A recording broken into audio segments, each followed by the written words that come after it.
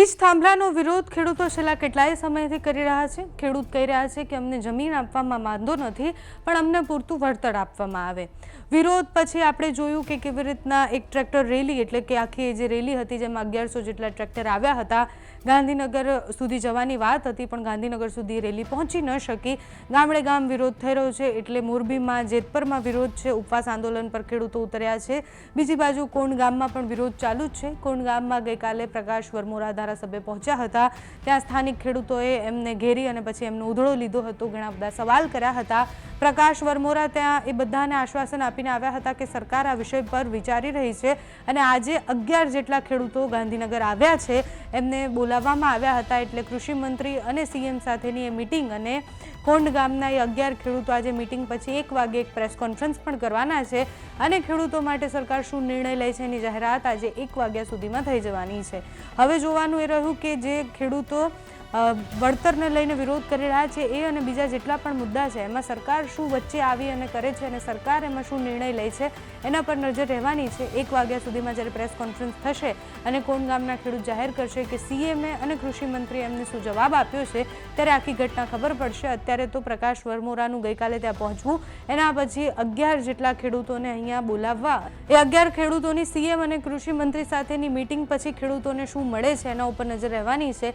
ગઈકાલે જ્યારે પ્રકાશ વરમોરા પહોંચ્યા હતા ત્યાં, ત્યારે શું થયું હતું અને આજે એ ખેડૂત, એ મોરબીના ખેડૂત હોય, કોણના હોય કે પછી કચ્છના વાડિયાના ખેડૂત હોય, એ લોકો માટે સરકાર શું કરે છે એ જોઈશું। ગઈકાલે આવેલા દ્રશ્ય સાથે જ પ્રકાશ વરમોરાએ શું કહ્યું હતું તે જોઈએ।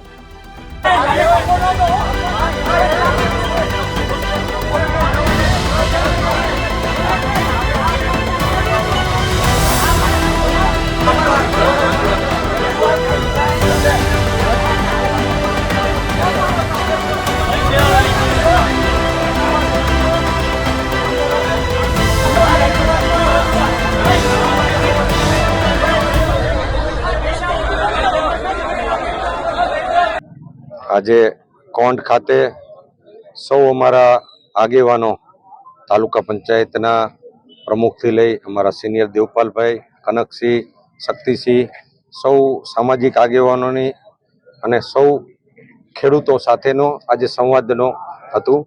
વીજ પોલનો જે પ્રશ્ન છે વળતર બાબતનો, એના અનુસંધાનમાં આજે મિટિંગ હતી અને એમાં ખેડૂતનો વિષય સાચો છે કે કંપનીઓનો જે બાબત છે તો એના સોલ્યુશન માટે મેં કૃષિ મંત્રી જીતુભાઈ વાઘાણી સાથે સંવાદ કર્યો છે।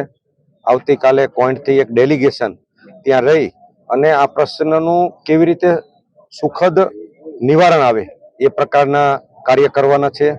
કોઈ પણ જગ્યાએ હું પ્રજા હોય તો એને પીડા હોય તો પીડાને વાચા આપવાનું જે ધારાસભ્યનું કામ હોય છે અને કોઈ પણ બાબત હોય તો આ વિકાસનું એવડું મોટું કામ છે, એટલે એમાં આખો ગુજરાત વ્યાપી પ્રશ્ન છે।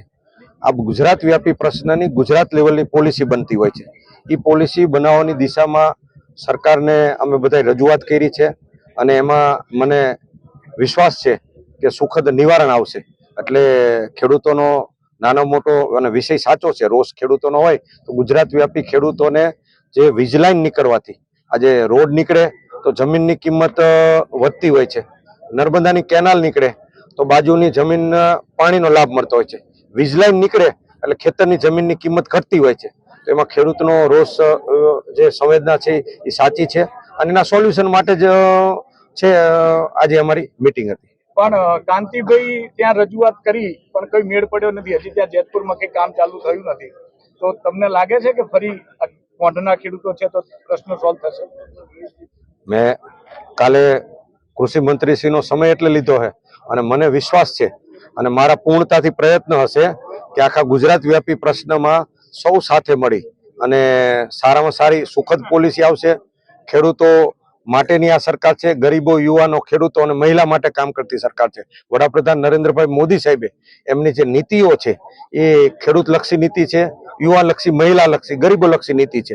એટલે મને વિશ્વાસ છે 100% એ રિઝલ્ટ આવશે અને આ કંપની ફોર પ્રોફિટ કામ કરતી હોય છે, તો કંપનીના ખેડૂતના ભોગે કંપનીનો વિકાસ ન હોય એટલે ખેડૂતોને ન્યાય મળશે, ખેડૂતોને સમાધાન થશે એવો મને વિશ્વાસ છે અને મારા પૂર્ણતાથી પ્રયત્ન રહેશે।